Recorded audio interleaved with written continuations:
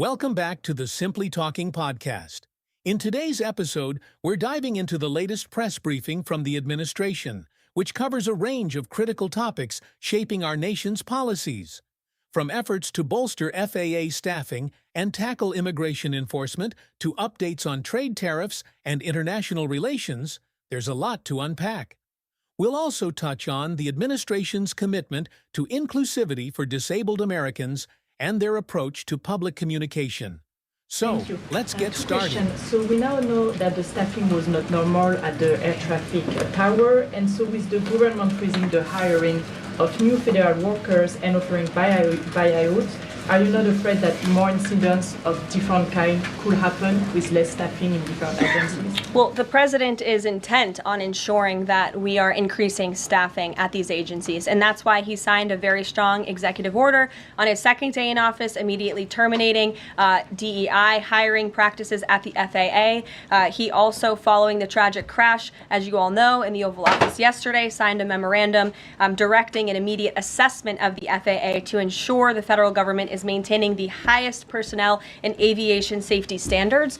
And I would also just say there's a cultural piece to this as well. If you are an American who has spent many years studying aviation and you graduate from school and you're an air traffic controller based on skill and merit, and then you apply for a job and you're forced to fill out a biographical questionnaire asking you the color of your skin and asking you where you're from in details that aren't relevant at all to the job description, I think that deteriorates the morale of people in this industry. And if you talk to people in this industry, they'll tell you that.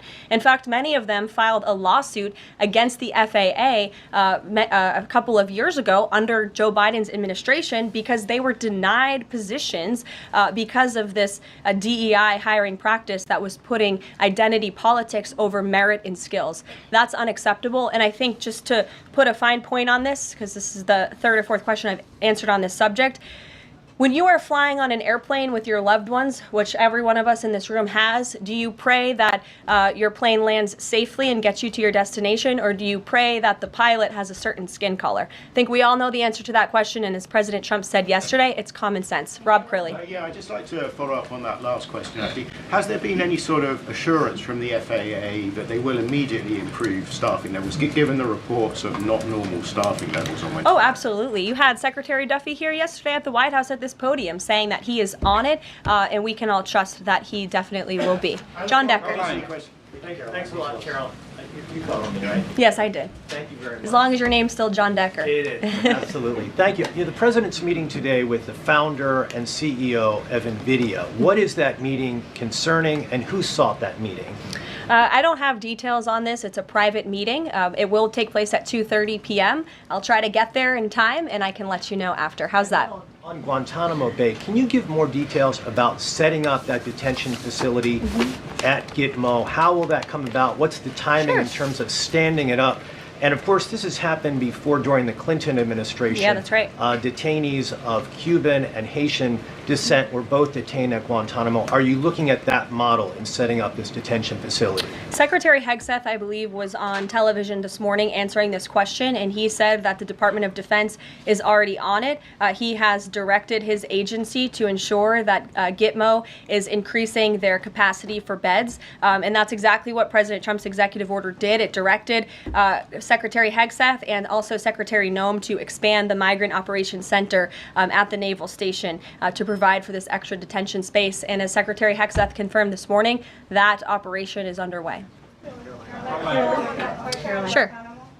Caroline, on the tariffs, can you clarify whether those will actually be going into effect tomorrow, or Yes. whether there might be some lead time? Yes. And are those, they will be going into effect tomorrow? Correct. And are those meant to be in place long term, or is there a scenario in which Canada, Mexico, and China can offer concessions and then they would be removed? At this point, the president has made it very clear those tariffs are going to be implemented and in effect. If the president at any time decides to roll back those tariffs, I'll leave it to him to make that decision. But starting tomorrow, those tariffs will be in place. Sure. Thanks, Caroline. Yes.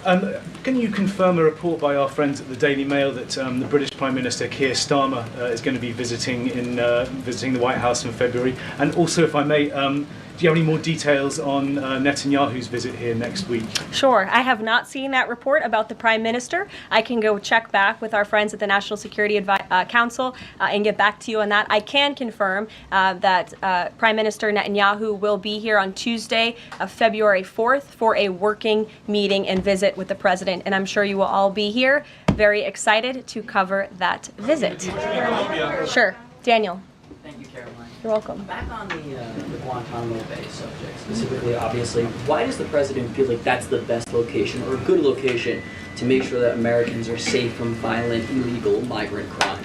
Well, it's a really good question, and the memorandum that he signed, the order that he signed, builds on his previous executive actions, obviously, to secure our southern border and deport illegal criminals from the interior of our country. We know that we have an issue with detention space here in the interior, which is a big reason why Congress needs to pass this reconciliation package as quickly as possible to ensure that DHS and ICE have the funding they need to detain these individuals that the administration is very swiftly rounding up and deporting, arresting and deporting these illegal immigrant criminals. And so the president feels it's an appropriate place. Taxpayers are already funding it. The space is there. Why not use it? And the Secretary of Defense, as I said, is working on that as we speak.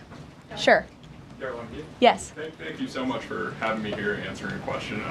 So I want to talk more about the success that ICE is having finding these violent criminal aliens, some of them being sexual predators. But my friend Ben Bergquam reports that the Chicago mayor and the Illinois governor are preventing ICE agents from going into jails and prisons to enforce detainers against illegal aliens. In Maryland, the Attorney General has also put out a memo hindering local police cooperation with ICE. Does the administration have any comment on leftist state and local officials defying ICE and Trump's deportation efforts? Yeah, I think it's very interesting that Democrat officials in these cities who have been completely overrun and overwhelmed by illegal immigrant criminals would refuse support and help to cure this problem that has especially taken over their cities. I guess they don't want to admit they've been wrong with their sanctuary city policies. I'm not sure. You'll have to ask them about their intentions, but they would be very wise to comply with this administration because this administration is hell-bent on enforcing our nation's immigration laws, and this administration will continue to arrest and detain and deport illegal migrant criminals. And what we won't do is defy our nation's immigration laws like the previous administration, who had these orders of removal on illegal immigrants across the country and were refusing to execute on them. We will continue to remove illegal criminals from our nation's interior. Are these sanctuary city leaders, are they violating the law? I would certainly think so. I'd have to check back on which specific law they're violating, but certainly if they're not enforcing our nation's immigration law, sounds like they are breaking the law. And I would also add that their constituents don't approve of that. You've seen residents in Chicago show up at their city council meetings infuriated with their leadership in that city because they are working very hard to provide for their families. They want public safety and law and order, and their officials have abandoned those very basic American principles in these cities. And the American people want law and order. It's, again, an overwhelmingly popular policy to deport illegal criminals from our nation's interior, and this administration will continue to affect that goal. Sure. A question on Colombia. We just interviewed Colombian President Gustavo Petro, and he insisted that he's not going to take any Colombian deportee from the U.S. if they arrive in South America handcuffed. How this administration responds to that? When did the Colombian president make those remarks? Today, for Okay. an interview with us at Univision. Well, I will share those with the President of the United States, and I will get back to you on his response. What Sure. happens if Nicolas Maduro? Caroline, there are more than 150,000 disabled Americans who are working today. The president talked a lot yesterday about hiring the best and the brightest to work in the federal government. Safety aside, does he believe that disabled people do have a place to work in the federal government? And does he also support the current protections for disabled people working in the private sector as well? The president has made it very clear that this is a common sense solution to solving some of the problems that we have seen at the Federal Aviation Administration and also when it comes to many of the federal agencies across our government. People should not be hired based on their disabilities, based on their skin color, their gender, their race. None of that matters. What matters to this president and this administration is how well you can do your job, and the American people agree with that sentiment. So it's about competence, skill, and merit. And so the president is focused on ensuring that the most competent individuals, the best and the brightest in this country, are in positions in this federal government, especially when it comes to public safety. Can't overemphasize the importance of those jobs. Sure. So as follow-up on her question before, President Trump is holding China accountable on fentanyl by ramping up tariffs. So how is President Trump planning to hold China accountable on COVID origins? I haven't spoken to the president about the COVID origins specifically in regards to any actions he may or may not take when it comes to China. But as I have previewed quite a few times today, he will be implementing a 10% tariff on China tomorrow. Sure. Hi. Has the president made up his mind about a timeline for tariffs on the EU? No, he has not. And will it be a one-size-fit-all, or will it be differentiated among governments? I won't get ahead of the president on tariffs when it comes to the European Union. What I can tell you, again, is that the president will be implementing 25% on Canada, 25% on Mexico, 10% on China tomorrow for the reasons that I have repeatedly laid out in this briefing. Newsmax, go ahead.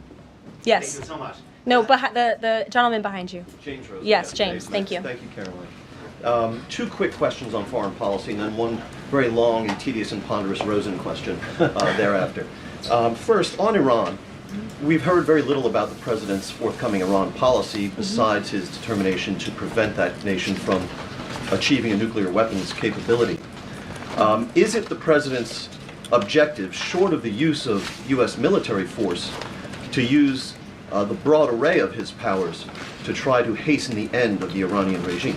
I think the president has actually made his position on Iran very clear, and he made that clear when there were the negotiations about the ceasefire, which we know obviously is now in place, and the deadline on that ceasefire has continued. He said that Hamas and Iranian-backed terrorists would have hell to pay if that ceasefire didn't move forward, and then quickly thereafter it did. I also do have news on the hostage front, which I'm very surprised nobody asked about this because it is big news story, and the White House applauds the release of 8 additional hostages from Hamas captivity, thanks to the ceasefire deal secured by President Trump. 3 Israeli and 5 Thai nationals are being reunited with their families and their loved ones after being held in unspeakable conditions for over 15 months. And the president remains committed to the release of all remaining hostages, and they should have never been taken by the brutal terrorist group Hamas in the first place. And I think President Trump's working meeting with the Israeli Prime Minister next week emphasizes his continued support for Israel and ensuring that brutal terrorists in that region have hell to pay. Sure. Can I just finish the other 2 questions? Sure. I know you want the long, ponderous Rosen. But first, on the Grinnell trip, as you know, under the previous administration, the U.S. recognized the opposition candidate in last year's elections, Edmundo Gonzalez, now exiled, as the legitimate president of Venezuela. Does the president's dispatching of Ambassador Grinnell to negotiate directly with President Maduro today mean that the U.S. now officially recognizes President Maduro as the legitimate president of Venezuela? Absolutely not. As I made it very clear, former ambassador and now special envoy Rick Grinnell is going to Venezuela with 2 very clear directives. Make sure that Tren de Aragua members, of which there are 400 currently in custody, are repatriated back to Venezuela, and that all United States detainees return home. Thank you very much, guys. Just on the president's use of language in this room yesterday, Sure. and without seeking to cast myself as some kind of moral exemplar because it's rather late in the day to try. Nonetheless, this was an event yesterday that began with a moment of silence for the victims of the air crash and the president's own invocation of, quote, a loving God. And then he uncorked that expletive to insult a former cabinet officer. It was the same expletive that I saw him use in the East Room in 2020 when he famously held up the Trump acquitted headline. My question is, if you could shed any light for us on how the president perceives his use of public profanity, which is a practice that certainly sets him apart from all of his predecessors. Does he regard it as an effective communications device, part of his appeal, or is it something that he lapses into inadvertently, perhaps in times of frustration and later regrets? I think one of the things that the American people love most about this president is that he often says what they are thinking, but sometimes lack the courage to say themselves. And I think yesterday at this podium, you heard President Trump express great frustration, perhaps even anger, with the previous administration's policies, many of which have led to the crises that our country is currently facing and that this president is focused on fixing. Thank you guys very much. Have a great weekend. We'll see you next Thanks week. for tuning in to this episode of the Simply Talking podcast. We've explored the administration's key priorities outlined in the recent press briefing, highlighting their focus on safety, immigration, trade policies, and more. As always, we appreciate your insights and engagement. Don't forget to subscribe for more discussions on current events and policy updates. Until next time, keep the conversation going.